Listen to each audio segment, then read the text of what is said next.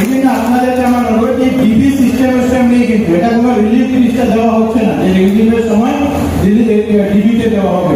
আপনাদের সবার কাছে আমার অনুরোধ যে ওয়েট মেশিন, ইলেকট্রনিক হোক, পুরানা ট্রেডিশনাল হোক, সেই মেশিন রাখুন, আর সেই মেশিনে যাতে আমরা সুন্দরভাবে এই ডিস্ট্রিবিউশন ব্যবস্থাকে আমরা করতে পারি, যাতে কোঅপারেটিভ, যাতে আমাদের এফসিআই তে কোনো গন্ডগোল না হয়, কোঅপারেটিভে যাতে কোনো গন্ডগোল না হয়, আর যাতে এফপিএস দোকানে না হয়। আর আপনাদেরকে আমার অনুরোধ থাকবে, আমার কোনো ইচ্ছা নেই যে কাছাড়ের একটা দোকানের বিরুদ্ধে ব্যবস্থা নেওয়া, কিন্তু যদি কোনো দোকানের বিরুদ্ধে কমপ্লেন আসে যে আমরা এই দোকানে আমাকে 100 গ্রাম 50 গ্রাম কম দেওয়া হচ্ছে, সেটা ব্যবস্থা নেওয়া হবে। অনেক সময় যখন কমপ্লেন আসে তখন দোকানদার বলেন যে না, আমাকে নিজে নিয়ে উনি দিয়ে গেছেন, কেউ নিজে দেয় না, কেউ নিজে থেকে দেয় না। আমরা বলতে হয় যে আমি কমিশন পাই না, আমি ট্রান্সপোর্টেশন পাই না বহুত বছর থেকে। সেই জিনিসগুলো যাতে আমি না করি, আপনাদের সবার প্রতি আমার অনুরোধ থাকবে। আর সঙ্গে সঙ্গে আর একটা কথা, যে গত মাসে আমরা 97.87% ই পোস্ট ট্রানজাকশন আমরা করেছি। 97.87 মানে 100% হতে আমাদের 2.03% বাকি আছে। এই 2.07% চাল আপনাদের কাছে আছে, তাই না? তো স্টোর পে 2.03% চাল আপনাদের কাছে আছে। আমি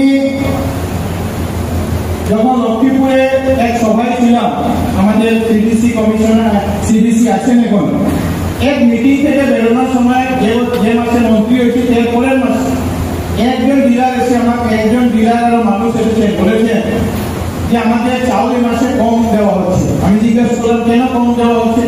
উনি বললেন যে ডিলারের সঙ্গে এসেছেন, উনি মেমো নিয়ে এসেছেন, বলেন আমাকে তো এবার অ্যালটমেন্ট কম দেওয়া হয়েছে, মানে আমি 100 কুইন্টাল পেতাম, আমাকে 98 কুইন্টাল দেওয়া হয়েছে। আর এই 98 কুইন্টাল আমি কিন্তু বাড়ি থেকে দিতে পারবো না। আমি বললাম বাড়ি থেকে দিতে পারবেন, তো এখন আমি এই 2 কুইন্টাল এখান থেকে আমাকে ম্যানেজ করতে হবে। আমি করতে হবে, কিন্তু গন্ডগোলটা কোথায় ছিল? গন্ডগোলটা ছিল এর আগের মাসে ওনার কাছে যে ব্যালেন্স আছে সেই ব্যালেন্সের কথা উনি না আমাকে বলেছেন না কোনো ব্যক্তিকে বলেছেন। এই জন্য আপনাদের সবার কাছে আমার অনুরোধ যে কোনো সময় কেউ কোনো অ্যালটমেন্ট কমানো হয় না, আপনাদের কাছে ব্যালেন্সটা থাকে, আর এই ব্যালেন্সটা যাতে আমরা দিতে পারি। আপনাদের যে সাহায্য করার প্রয়োজন প্রত্যেকটা সাহায্য আমরা করবো, কিন্তু কেউ 100 গ্রাম দুধ 1 গ্রাম চাউল যাতে কম না হয়, এটার জন্য আপনাদেরকে আমি অনুরোধ রাখি। যে আজকের দিনে আমরা আসামে 116 কোটি টাকা গত 3 মাসের কমিশন ছিল আমাদের, কারণ যেহেতু একসঙ্গে ডিস্ট্রিবিউশন হয়েছে। আমরা প্রায় 4.5 কোটি বাদ দিয়ে প্রত্যেক পুরো টাকা আমরা কমিশন দিয়ে পেরেছি। কাছাড় জেলাতে আগামীকালকে বিকালের মধ্যে আপনাদের কমিশন আপনাদের অ্যাকাউন্টে ঢুকবে। অসুবিধা একটা হয়েছে, এটা 3 দিন আগে ঢুকার কথা ছিল।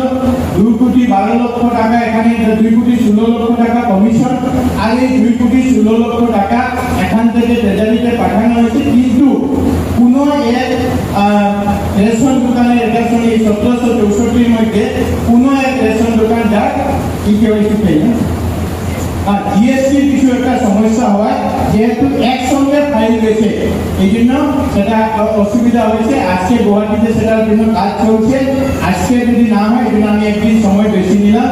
আগামীকালকে মধ্যে যে আপনাদের কমিশন, সেই কমিশন আপনাদের অ্যাকাউন্টে ঢুকবে। সঙ্গে সঙ্গে আমরা এবার এই মাস থেকে ঠিক করেছি আসামের কোনো জেলায় আপনারা খবর নেবেন কেউ কাছে কোনো কমিশন আজকের দিনে পেন্ডিং নেই।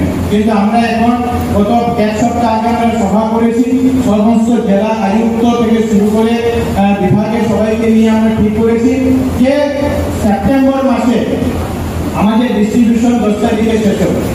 সেপ্টেম্বর মাসের 10 তারিখে শেষ হওয়ার পর নেক্সট 2 দিন মানে আগামী 2 দিন মানে 12 তারিখের মধ্যে ডিপার্টমেন্ট থেকে যে বাজেট প্রত্যেক জেলাতে পাঠাতে হয় সেই বাজেটটা আপনাদের এখানে জেলা জেলায় পাঠানো হবে। এর পরের 3 দিনে মানে 15 তারিখের মধ্যে জেলা আয়ুক্ত সেই যে বিলগুলি আছে সেই বিলগুলি তারা রেজ করে ট্রেজারিতে পাঠাবেন। আর আমার লক্ষ্য হলো সেপ্টেম্বর মাসের 20 তারিখ থেকে আমরা এই যে প্রত্যেক 10 তারিখে কমিশন 10 তারিখে ডিস্ট্রিবিউশন শেষ হলো, আর যেহেতু এই মাস মাননীয় ভারতবর্ষের প্রধানমন্ত্রী নরেন্দ্র মোদীজির জন্মদিন 17 তারিখে, এই জন্য 20 তারিখের মধ্যে 20 সেপ্টেম্বরের মধ্যে আমরা আপনাদের অ্যাকাউন্টে যাতে টাকা আমরা দিয়ে দিতে পারি। আর আগামী সেপ্টেম্বর মাসের জন্য প্রত্যেক মাসে আমরা চেষ্টা করছি যে 10 দিনের মধ্যে মানে ডিস্ট্রিবিউশন শেষ হওয়ার 10 দিনের মধ্যে আপনাদের অ্যাকাউন্টে আমরা যাতে টাকাগুলো আমরা দিয়ে দিতে পারি। ঠিক সেভাবে ট্রান্সপোর্টেশনের যে বিষয়, ঠিক সেভাবে সমবায় সবলীকরণের যে বিষয়, সেটাতে একটু দিন সময় লাগবে, সেটা 20 তারিখ হবে না, এটা 30 তারিখ হবে, কারণ তাদের ক্লোজিংটা দেরিতে হবে, কারণ এটা এই কোর্সের মাধ্যমে আমরা জেনে নিতে পারি কোঅপারেটিভেরটা আরো 10 দিন বেশি সময় লাগবে। কিন্তু মাসে 10 দিনের মধ্যে জিপিএস আমাদের সুলভ মূল্যের দোকান আর 20 তারিখের 20 দিনের মধ্যে আমরা যাতে সেই দোকানকে আমরা যে সমবায় সমিতিকে আমাদের যে টাকা সেই টাকা আমরা দিয়ে দিতে পারি।